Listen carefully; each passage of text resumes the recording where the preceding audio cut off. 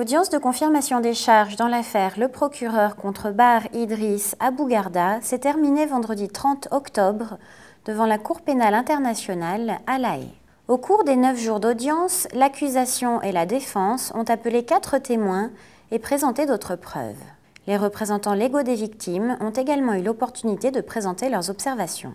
L'accusation, dans sa déclaration de clôture, a soutenu que les forces africaines de maintien de la paix de cette base bénéficiaient d'un statut protégé en vertu du droit international et que Bar Idriss Abou Garda était effectivement responsable de l'attaque lancée le 29 septembre 2007 contre la base de Askanita. Essa Fall a prononcé la déclaration de clôture pour le bureau du procureur. Pour l'accusation, l'affaire contre Abou Garda porte sur les faits selon lesquels celui-ci a planifié et dirigé l'attaque contre la base militaire de Askanita et utilisé les forces dissidentes du Djem qui lui étaient loyales pour mener l'attaque. En tant que tel, il est pénalement responsable de l'attaque.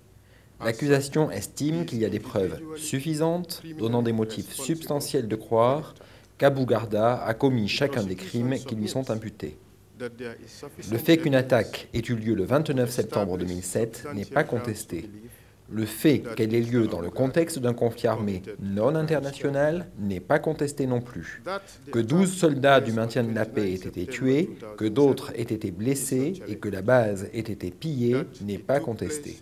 Les 4 représentants légaux des victimes, Mme Hélène Cissé, représentant des victimes du Sénégal, M. Brahima Koné, représentant des victimes du Mali, M. Akin Boté et le colonel Franck Adaka, représentant des victimes du Nigeria, ont également fait des déclarations de clôture.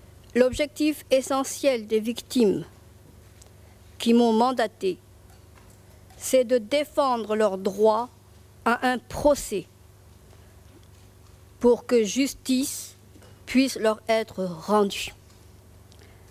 C'est-à-dire que ces victimes ont un intérêt direct et personnel à ce que cette affaire puisse être envoyée devant une juridiction de jugement de première instance de la Cour, si la Cour, et en particulier la Chambre préliminaire, estime que les éléments de preuve présentés par la défense et par l'accusation en particulier, sont suffisants.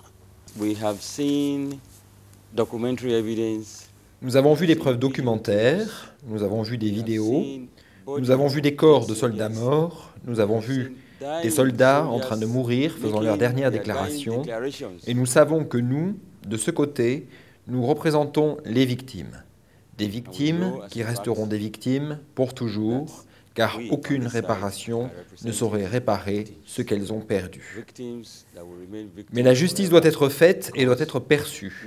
C'est la seule façon pour que ceux qui ont souffert et ceux qui continuent de souffrir du fait des événements du 29 septembre n'en viennent pas à la conclusion que le monde est contre eux. Il faut qu'au moins justice soit faite.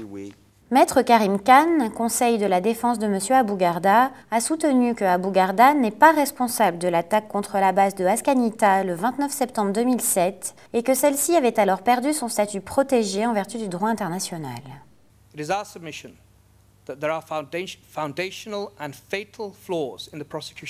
notre avis, la thèse de l'accusation souffre de failles fondamentales et fatidiques, que ce soit en ce qui concerne la preuve que la MUAS bénéficiait le 29 septembre d'un statut protégé, ou en ce qui concerne les autres insuffisances de preuves que j'ai auparavant mentionnées.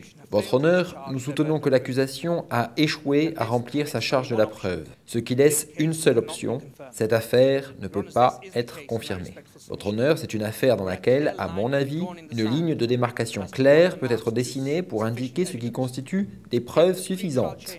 Le rôle d'une chambre préliminaire est d'éviter que des affaires se poursuivent alors qu'elles mèneraient inévitablement à un acquittement. La chambre préliminaire est là pour éviter des procès sans fondement. Mesdames, messieurs les juges, vous êtes face à une affaire dans laquelle le suspect a comparu volontairement, dans laquelle il y a des failles importantes et fatidiques, dans laquelle vous pouvez dire que l'affaire ne mérite pas d'être confirmée. Ceci, bien sûr, conformément aux règles de la Cour et sans préjudice pour l'accusation. Si des preuves devaient ultérieurement être portées à jour, Des juges de cette cour, et vous en faites partie, pourraient les examiner et décider par la suite de porter les charges à nouveau à l'encontre de mon client. Dans un tel cas, si les preuves étaient suffisantes, votre honneur, les instructions de mon client seraient alors, comme il l'a fait aujourd'hui, de se présenter à nouveau devant vous. Mais en l'état des choses, nous soutenons que cette affaire ne peut pas être confirmée. La Chambre préliminaire 1 rendra sa décision dans un délai de 60 jours à compter de la fin de l'audience de confirmation des charges lors de la soumission, au plus tard le 30 novembre, des observations écrites des parties et participant à la procédure. Au vu des éléments de preuve présentés, la Chambre, composée de 3 juges, la juge présidente Sylvia Steiner, la juge Sanji Msemasemono Monoheng et le juge Kuno Tarfusser, pourra confirmer les charges et renvoyer l'affaire devant une chambre de première instance pour le procès, refuser de confirmer les charges, ou enfin ajourner l'audience et demander au procureur d'apporter des éléments de preuve supplémentaires ou de procéder à de nouvelles enquêtes. Si les juges estiment qu'il y a des preuves suffisantes donnant des motifs substantiels de croire que le suspect a commis chacun des crimes qui lui sont imputés, alors l'affaire sera transférée devant une chambre de première instance pour mener le procès.